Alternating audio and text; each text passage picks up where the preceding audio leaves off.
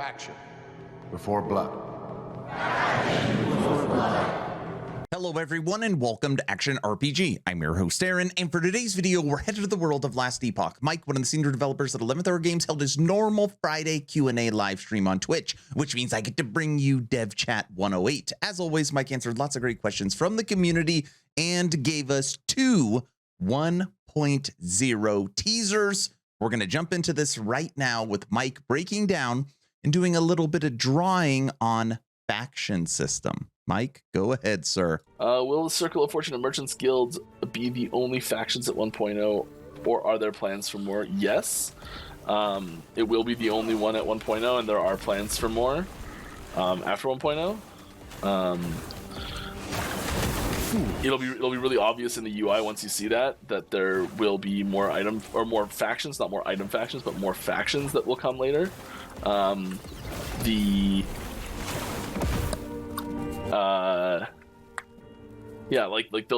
will be multiple independently mutually exclusive sets of factions. So what does that mean? It means that there will be a pick A or B option, and then there will also be at some point another that's pick 1 or 2, and you can be a A1 or an A2 or a B1 or a B2. You know, like you can mix and match those, but it's just like one from this one and one from this one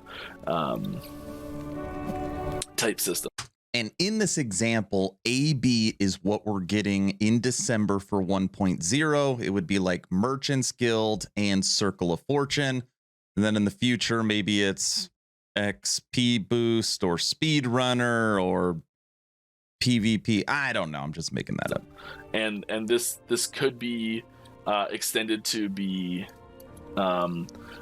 maybe one of them is like a 3 optioner, and then another one is a 2 optioner. You know, that's the sort of thing. So like it may not be just one pick one of 2. Some of them might be pick one of 3. Who knows? Initially, it's going to be just the item factions. There will just be Circle of Fortune and Merchants Guild. There will be your only 2 options to pick from. But down the road, we will add more factions into the game. So it's a pretty cool idea. So not only do you pick your class, which then leads you to pick your mastery, which now for 1.0 is going to lead you to pick your your faction, but then also there could be maybe another selection at the end of the campaign or when you begin end game, just more character customization, which of course I love. Now this is pretty interesting. Let's talk Warlock for a minute. Today that Warlock was one of the original 10 masteries, yet it's still not in the game. Very true. Even though later ones are there. Is there something that held up the mastery? Yeah, there is actually. We had a mechanic planned for the Warlock as its like keystone mechanic. So like we're going to talk about Rune Master. Let's the Runic Invocation and that combination of abilities is its like keystone mechanic. You look at Druids and shapeshifting is their like keystone mechanic. So like we try and we don't necessarily have like one specific keystone mechanic for every single mastery. Sometimes there's multiples, you know, that sort of stuff. But like the one that we had primarily planned for Warlock was something that we were not capable of doing at the time. And we really wanted to do it. So we wanted to look at ways that we could get that into the game. Unfortunately, since then we realized we can't do it.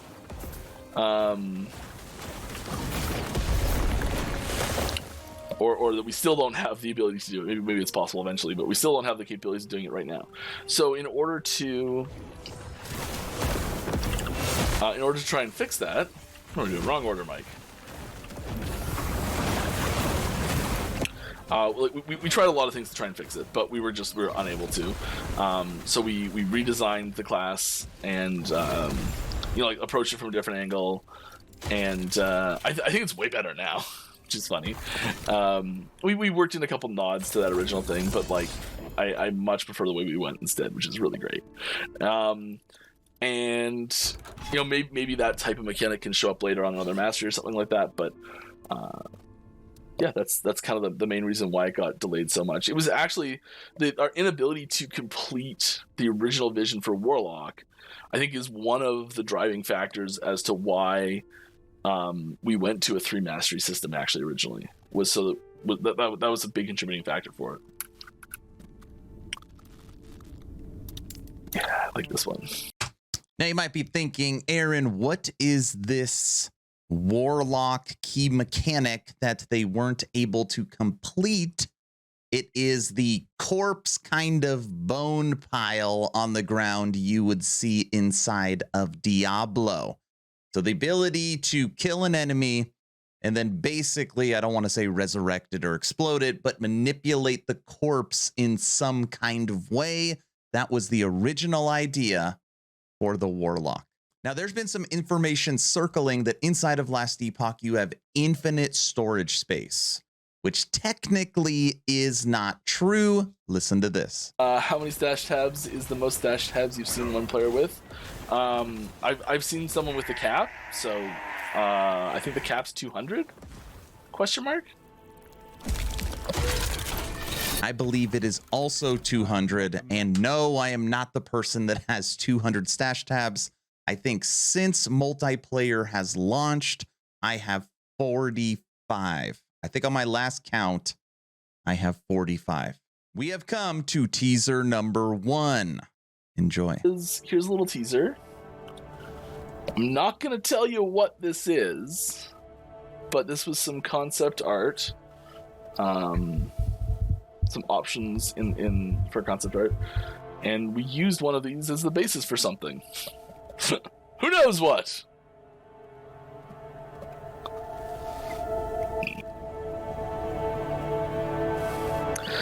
Is Warlock still taking inspiration from Guild Wars' Mesmer class? Assuming memory is working correctly, that you alluded to this in the past.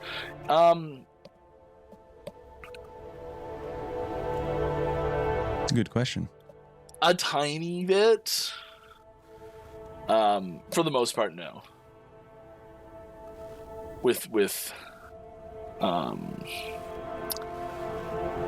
So really the answer is yes. But I think that if people go into looking at the Warlock with that in mind, they'll be hard pressed. They'll be like, I guess it's a bit of a stretch, Mike. So a little bit, kind of. Mesmer? There's some stuff in there. Now, Mike asked the question that he wants to know the consensus from the community on what we think this image is. And a majority of us, me included, said it looks like traps, some kind of traps, or maybe some kind of projectile for the Falconeer. I am saying Falconeer because these little wings, you could see it almost like, looks like kind of feathers on them. Like they look like wings coming off the way they're designed. I don't know. Consensus from the community, Falconeer traps. Now, as you might know, my favorite mastery is Necromancer, and this one hurt a little bit. This one hurt. Will Warlock have minions?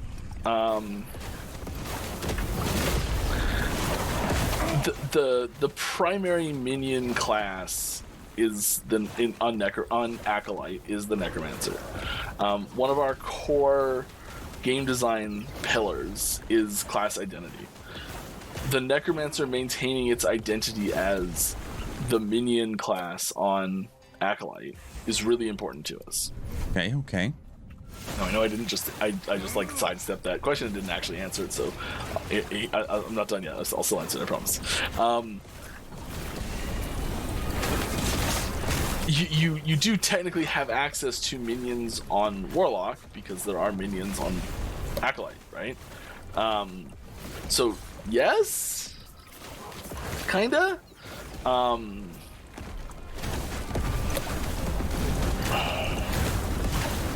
That's fine. None of the skills that we're adding for Warlock have the minion tag. I'll tell you that. 5 new skills coming for Warlock. None of them have the minion tag. This is something they've talked about for a little bit. One-handed spears. Are we getting one-handed spears? Not in 1.0, you ain't. Why?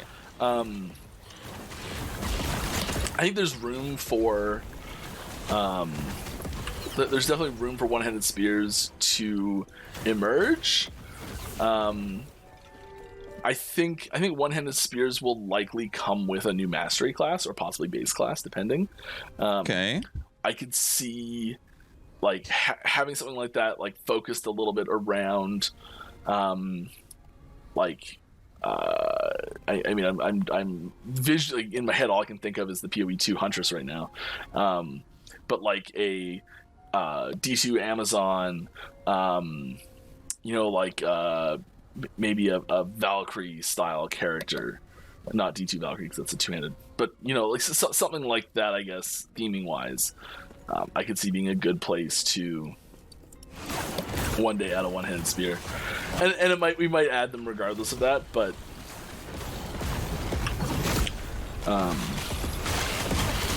no, that sounds good. Adding a new weapon base type is really awesome with a new mastery class. We have come to our final teaser for Dev Chat 108. Mike, as always, thank you for continuing your Friday live streams. The community truly appreciates it. 2 asks before I show this final teaser. Ask number 1. I'm hoping today is the day I have earned your subscription. I'm hoping today is the day you make the decision to push that little red button. I would really appreciate it, but of course, only if you think I've earned it. And if I haven't earned it, I'm going to work harder for you. Ask number 2, check out my Patreon. Thank you to the first 83 members that have signed up. I get asked all the time, Aaron, what is the best way to support? And Patreon is it. You get access to the VIP lounge, so we could chit chat every day. You get access to the bonus hour of the podcast. You get access to live stream with me, audio and video. It is the best source for supporting me and gives you the most benefits. All right, I'm done.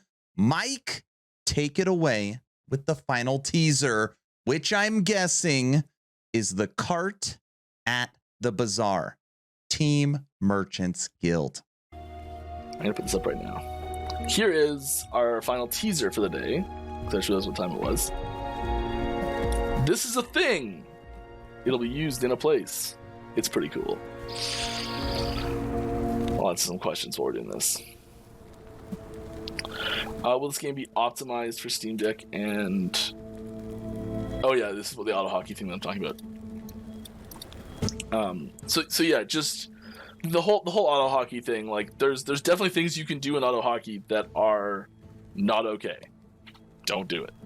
And I know I'm not giving you clear guidelines, and it's frustrating and all that sort of stuff. But if you're unsure, err on the side of caution would be my advice, because we don't have clear guidelines available to it right now. I think that the TOS says basically, like, if there's a third-party software running that's interacting with the game in any way or something like that, like, it's the TOS is like very clear cut of just no, and that's mostly just so that the expectation is set at a probably too harsh point, in case it needs to be enforced too harsh. But we're not here to ruin anyone's day, and especially when people are using it as an accessibility feature, it's not something we want to take away from them.